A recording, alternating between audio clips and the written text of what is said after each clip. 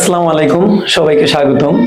আমরা আজ হাজির হয়েছি সাধারণ গণিত বইয়ের নবম দশম শ্রেণীর 11 নম্বর অধ্যায়ের বীজগণিতীয় অনুপাত ও সমানুপাত অধ্যায়টি নিয়ে।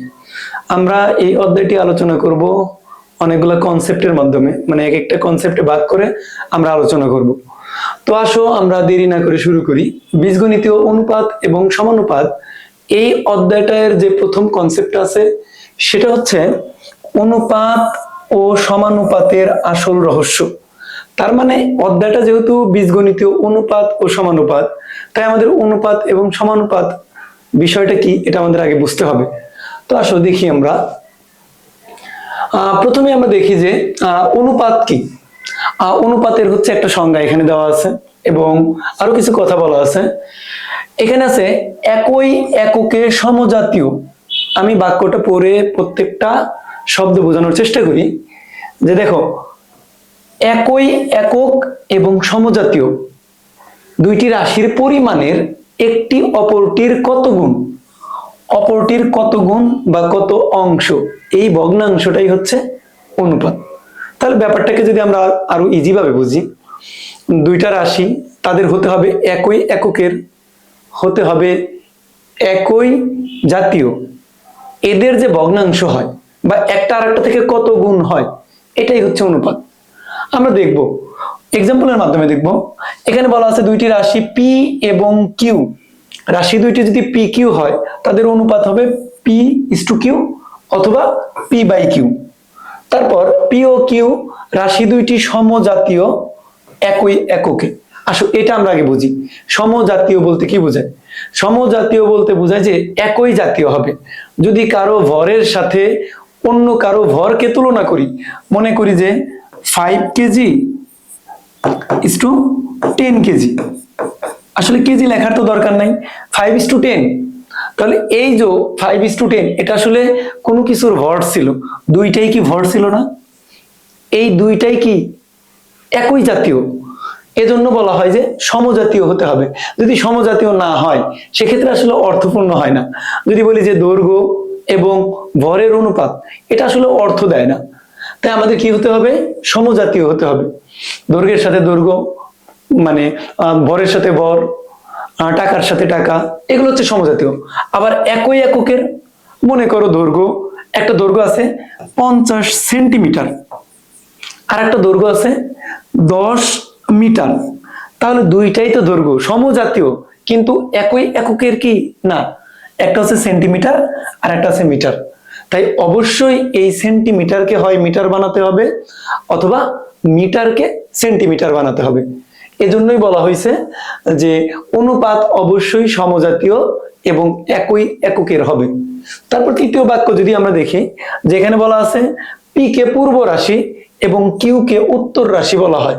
আসলে অনুপাতের দুইটা রাশি থাকে, একটা হচ্ছে পূর্ব রাশি আর একটা হচ্ছে উত্তর রাশি। প্রথমটাকে বলি আমরা পূর্ব রাশি, দ্বিতীয়টাকে কি বলি আমরা? উত্তর রাশি। এটা ছিল আমাদের অনুপাত নিয়ে কথা। আমি যদি সারাংশ করি, তাহলে অনুপাত হতে হলে অবশ্যই সমজাতীয় একই এককের থাকতে হয়। এটা আসলে কি বোঝায়? একটা আরেকটা থেকে কত গুণ বা তাদের মধ্যে যে ভগ্নাংশ সম্পর্ক, এটা বোঝায়। তাহলে এবার আমরা দেখি সমানুপাত জিনিসটা কি। নাম দেখেই কিন্তু আমরা বুঝতে পারি সমানুপাত মানে সমান অনুপাত। দুইটা অনুপাত যদি সমান হয় তাকে সমানুপাত বলে। দেখো তো, একটা অনুপাতের জন্য রাশি লাগে কয়টা? দুইটা।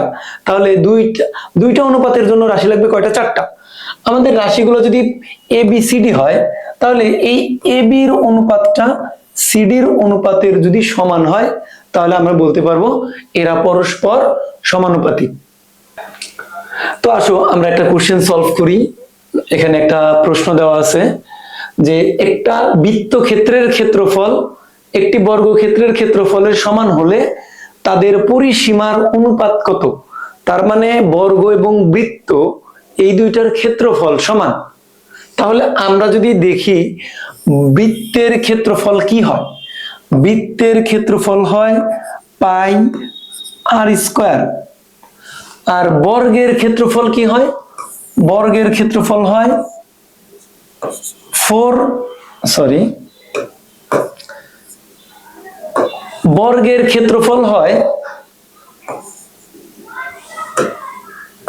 a স্কয়ার, যদি হচ্ছে একটা বাহু a হয়, তাহলে বর্গের ক্ষেত্রফল a স্কয়ার, বৃত্তের ক্ষেত্রফল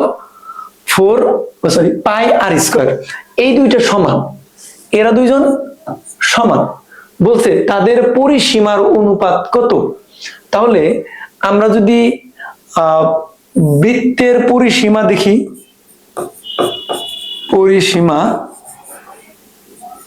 বৃত্তের পরিসীমা কি হয়? 2 পাই আর। আবার যদি বর্গের পরিসীমা দেখি, বর্গের পরিসীমাটা হবে 4a। আমরা a না ধরে x y z যে কোনোটা ধরতে পারতাম। তাহলে আমরা পরিসীমা দেখলাম, আমাদের বলছে এই পরিসীমা এদের অনুপাত কত। তার মানে আমরা অনুপাত বের করব যে 2 পাই আর, অনুপাতকে আমরা ভাগ আকারেও লিখতে পারি, ডিভাইডেড বাই 4a। তো আমাদের এটাই অ্যান্সার। আসলে কি এটা অ্যান্সার? এটা অ্যান্সার দিলে আমাকে নাম্বার দেবে? তার মানে আমাদের দেখতে হবে যে আর এবং এ আছে, এই আর এবং এ কে চাইলে আমরা আরো সহজ করে লিখতে পারি। তার মানে আর এর পরিবর্তে এ বা এর পরিবর্তে আর আমরা লিখতে পারি, লিখে ক্যালকুলেশন করে সিম্পল একটা মান আনতে পারি। তো ম্যাথের ক্ষেত্রে কাজটাই তো এরকম, যে বড় ক্যালকুলেশনকে অনেক ছোট করে রিপ্রেজেন্ট করতে হয়। তাহলে আসো আমরা যদি বলি এখানে কি আছে, পাই আর স্কয়ার সমান a স্কয়ার। আমরা চাইলে এখান থেকে এর মানটা বের করতে পারি, স্কয়ারটা যদি ওই পাশে দিয়ে দিই, তাহলে আমরা লিখতে পারি কি a সমান রুট ওভার পাই আর স্কয়ার। তার মানে রুট ওভার পাই আর, এটা কার মান? এর মান। তাহলে আমাদের যে অনুপাতটা বের করতে বলছে, আমরা ক্যালকুলেশনের সুবিধার্থে আর চেঞ্জ না করে এর জায়গায় আমরা মান বসাইতে পারি। এর জায়গায় কি বসাবো? রুট ওভার পাই আর। তাহলে দেখো এই আর আর কাটা যায়, 2 4 কাটলে হচ্ছে 2 হয়, এবং পাই এবং রুট পাই, একটা পাই গুণ আকারে দুইটা রুট পাইয়ের সমান। তাহলে আমরা বলতে পারি এই রুট পাই আর একটা পাই কাটলে উপরে কি থাকবে? রুট ওভার পাই থাকবে। তাহলে অ্যান্সার কি হবে? Root over pi divided by 2। এটাই হচ্ছে তাদের পরিসীমার অনুপাত। তাহলে আমরা লিখতে পারি কি root over pi is to 2। এটা হচ্ছে বৃত্ত ক্ষেত্রে এবং বর্গক্ষেত্রের পরিসীমার অনুপাত। আমরা একটা জিনিস লক্ষ্য রাখবো, আমাদের বের করতে বলছে বৃত্তের পরিসীমা এবং বর্গের পরিসীমার অনুপাত। তুমি যদি এখানে বর্গেরটা আগে দিতা আর বৃত্তটা পরে দিতা, তাহলে কিন্তু অ্যান্সার কি হইতো? 2:পাই। এটা এমসিকিউতে থাকতে পারে, সেখানে অপশন অবশ্যই দুইটাই থাকবে।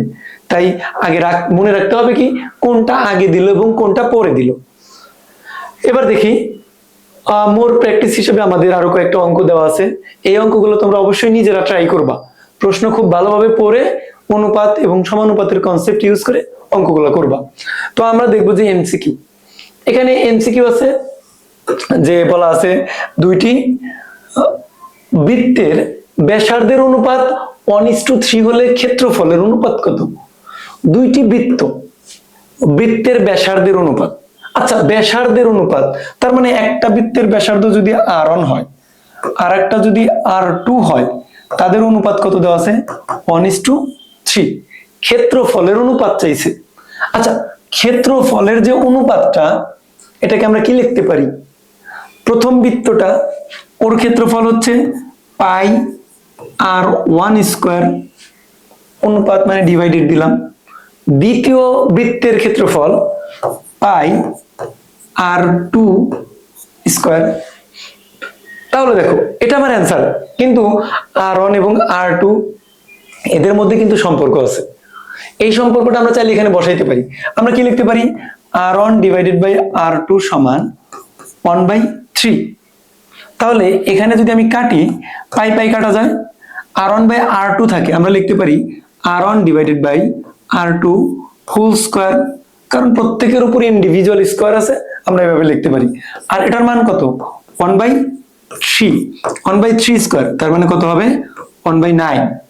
তাহলে অ্যান্সারটা কি হবে? 1:9। দেখো 9:1ও কিন্তু আছে, তাহলে আমাদের অ্যান্সার হবে ঘ নাম্বারটা।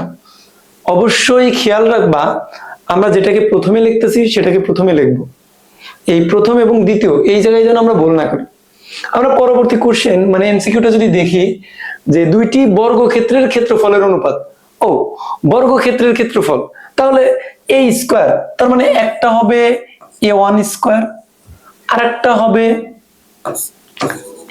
a2 square. এই মানটা কত?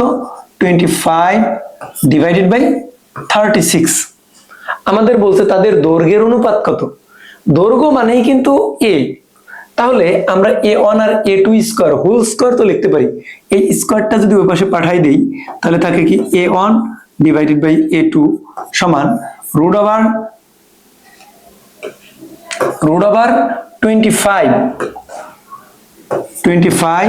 ডিভাইডেড বাই 36, যেখানে মান কত হয় 5/6।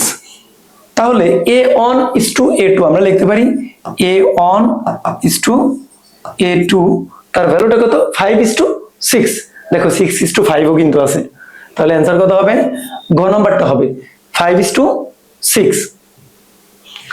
এবার আসো আমরা 3 নম্বর যে এমসিকিউটা আছে সেই এমসিকিউটা দেখি। এখানে বলা আছে x is to y সমান 5:6, x is to y, তাহলে আমরা লিখতে পারি x ডিভাইডেড বাই y সমান 5/6। আর আমাদের বের করতে বলছে 3x is to 5y, তার মানে 3x ডিভাইডেড বাই 5y, এই মানটা আমাদের বের করতে বলছে। এখন দেখো তো x বাই y মানে কত? আমরা কি লিখতে পারি না এই x বাই y এর পরিবর্তে এখানে কত ছিল? 3/5 ছিল, আর ওটাও তো গুণ অবস্থায় আছে। x বাই y এর পরিবর্তে কত লিখতে পারি? 5/6 গুণ অবস্থায় আছে। তাহলে 5 কাটা যায়, 3 এবং 6 এর মধ্যে কাটলে কত হয়? 2 হয়। তাহলে 1/2, অর্থাৎ 1:2 হবে অ্যান্সার। তাহলে আমাদের অ্যান্সার কোনটা হবে? 1:2। এই ছিল আমাদের অনুপাত এবং সমানুপাত থেকে শর্ট কোশ্চেন এবং এমসিকিউ। এটা ছিল আমাদের প্রথম কনসেপ্ট। আমরা যদি একটু সারাংশ করি, আমাদের এই কনসেপ্ট থেকে আমরা কি বুঝলাম? আমরা অনুপাত কি সেটা খুব ভালো করে বুঝতে পারছি এবং তার রেসপেক্টে ম্যাথ করতে পারবো। সেম ভাবে সমানুপাত কি এটাও আমরা বুঝতে পারলাম, তার রেসপেক্টেও আমরা কি করতে পারবো? ম্যাথ করতে পারবো। ধন্যবাদ সবাইকে।